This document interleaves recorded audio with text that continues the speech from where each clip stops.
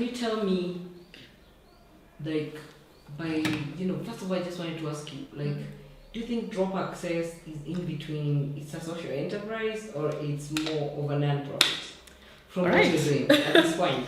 So there are two drop access organizations. Yes. When we started telling people that, hey, guys, we've built a Vaccibox. It's a portable solar fridge. It's working. It's being used here and there. It got a lot of interest. And some people are like, we want to fund you. Vaccibox got a lot of interest. People started saying like, oh my God, these Kenyans have actually built a fridge in Kenya that is being used to transport vaccines. And it got a lot of media attention. I remember there's a media company that covered our story before, just to try basically frame that there's engineering that is coming out of Africa thanks to COVID.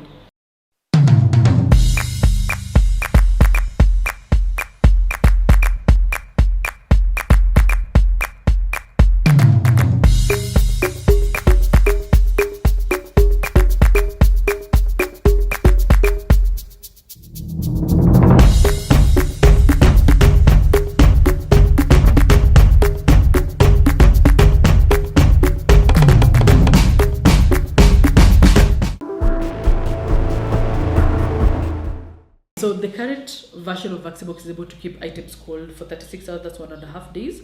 And also it has really helped us also to test it out in various situations like islands in Kenya, because we have a few facilities in Homa Bay County and in islands. So if they need to do like a transportation and it's taking too long even to come back, it's just able to take them for that long period of time. Then also it's a smart fridge. It has the IoT solution. The first IoT solution, you could actually see temperature on a mobile application. Then the mobile application crashed and we decided to rebuild the whole IoT system. And now there's a web platform where you're able to view where the Vaccibox fridge is at, what temperature it's operating at, what's the serial number of that specific Vaccibox fridge. So essentially, it's like a tracking system. Yes, it's a tracking system. So we are on paper, practically we are on the 7th iteration of Vaccibox, but we call it version 3 because, well, if you look at it critically, if you go down to the engineering, there have been so many design iterations. With every design iteration, it's a new version. So that's why we are to version 7. But then on paper, because some are like very small, but the same fridge, we now call it version 3. So the version 3 is now that is fully embedded with the IoT solution. The battery lasts for a very long time. It's a smart fridge. We have, as of today, we've been able to test Vaccibox in 60 human and animal healthcare setups and facilities. But because we've slowly been replacing the old version of Vaccibox out in the market and putting up newer and setting up the institutions within the newer Vaccibox. So the new version of Vaccibox, we have 47 units out in Kenya right now. Yes, yeah. Wow. And I also wanted to know what I just wanted to take you back to the COVID-19 before we come back to the current place. Yes. What impact do you think you made in these communities during the COVID-19 time? What was the impact of that Vaccibox in that time? So some of the first times I truly started to understand the power of Vaccibox was when it was actually used to store and deliver vaccines within a Maasai Conservancy. And to me, I was like, this is why we do this. Because it's during COVID, we are literally ensuring that communities that will ordinarily not get access to vaccines, and that's the nomadic communities in Kajiado County, communities that don't even go to hospitals, actually now have access to COVID vaccines. We were able to vaccinate, I remember in 2022, we were able to provide 1,500 people with COVID-19 vaccination.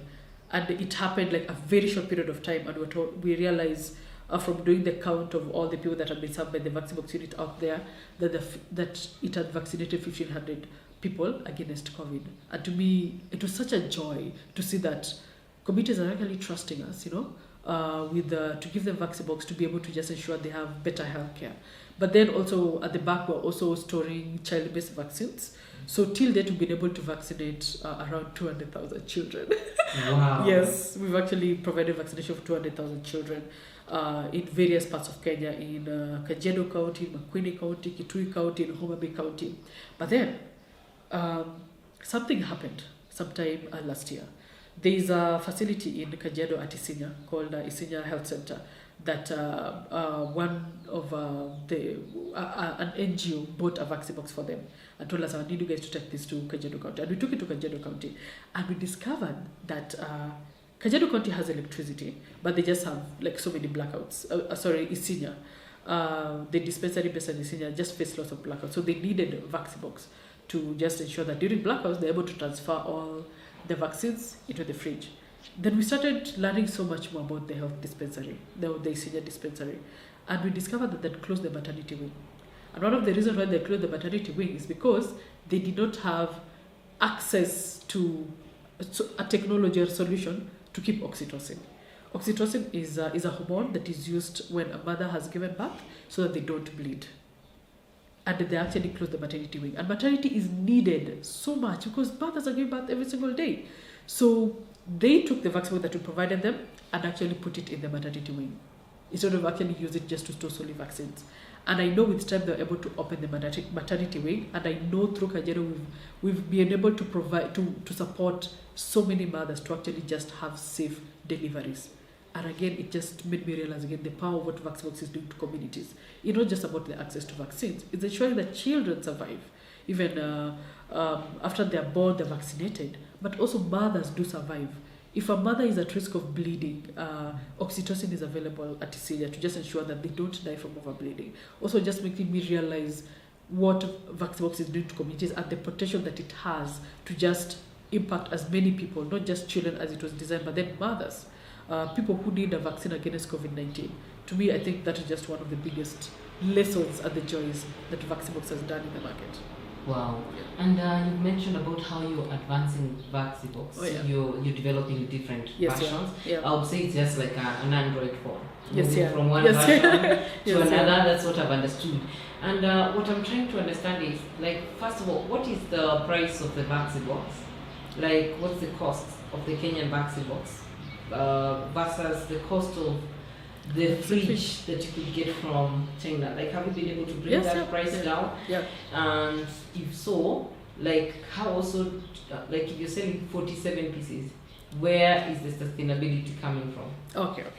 So Vaccibox current version is a proper vaccine fridge, as the requirements of WHO. It doesn't have WHO certification, but it's been built specifically to adhere to what vaccines actually need, to avoid temperature shocks, to be able to take it for 1.5 days of cooling, just to ensure that worst case scenario, there is sufficient cooling, even for somebody gets plan B.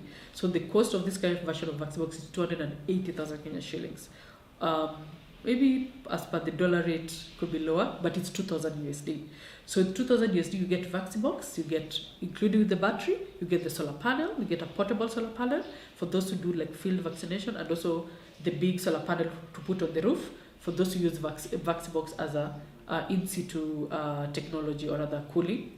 Then also you get the IoT solution. So you get to view the temperatures, the location, like you build traceability for that facility. And the sustainability comes, is for us as a company, we get to manufacture this Vaccibox and sell it to healthcare facilities and also just support the cold chain needs. At 2,000 USD for us, we're able to ensure that we've covered the cost of the raw materials and also the cost of transporting it to the healthcare facilities and installing it, but then also providing operation and maintenance for 2 years. Are we profitable right now as a company? No, we are not. We are so far from being profitable because there's been so much dollar exchange rate that has affected our productivity, but then also we are not producing large scale to ensure that we're able to get an extra profit margin even as we provide these technologies. So at first we used to outsource production of Vaccibox in other workshops. Then officially last year we set up our own workshop just to ensure that we're able to manage and reduce the cost of production of Vaccibox to just get us to that sustainability that we want to see for the company. So for us, what we vision is we're not profitable right now, but we know the path to profitability. If we're able to manufacture 1,000 Vaccibox units within the first quarter, or even 1,000 Vaccibox units within 1 month and even distribute and sell them, then I know we will be sustainable as a company without even depending on external grants. But that's going to take a bit of time because we're doing design iteration. The market is demanding even a smaller Vaccibox because the current one is 31 kgs in weight. So the market is demanding a smaller Vaccibox for those who just solely do field vaccination. So because of all that R&D, and even us as a company, we've applied for the WHO certification just to ensure that we're able to guarantee and show the world that Vaccibox has been designed, developed to be a quality product, a standard product, a safe product, but also performs the best way possible to keep your vaccines cold. So all these have really impacted the cost matrix for Vaccibox at the moment. Wow. Yep. And tell us, what's the reception of the world to Vaccibox? And we've been seeing you in the news everywhere with the Vaccibox. And tell us some of the awards also that you've won for your innovation. Sure. So at first, Vaccibox wasn't really received in the market because the way it looked so rugged. Then also tell them we made it in Kenya. People don't really trust locally made products, especially these technologies. But then over time, when we did more pilots and demonstrate to people that this thing works, and also it works better. You're able to keep your vaccines here at the clinic, but then also take it to the field. We've gotten so much positive reception for Vaccibox. People love Vaccibox. People love the story that we keep on telling them that we are ordinary Kenyans. We built this and we're competing with the whole world to bring this solution and ensure that we impact you the best way.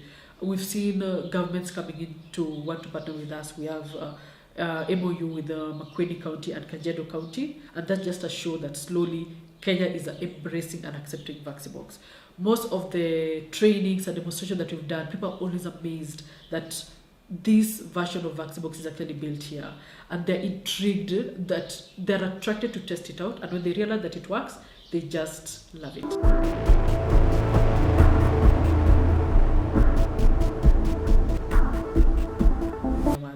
Just locally here in Kenya and also internationally. Vaccibox was the reason why I became the first Kenyan to win the Africa Prize by the Royal Academy of Engineering that is based in the UK. It was also won the Diversity and Inclusion Award last year,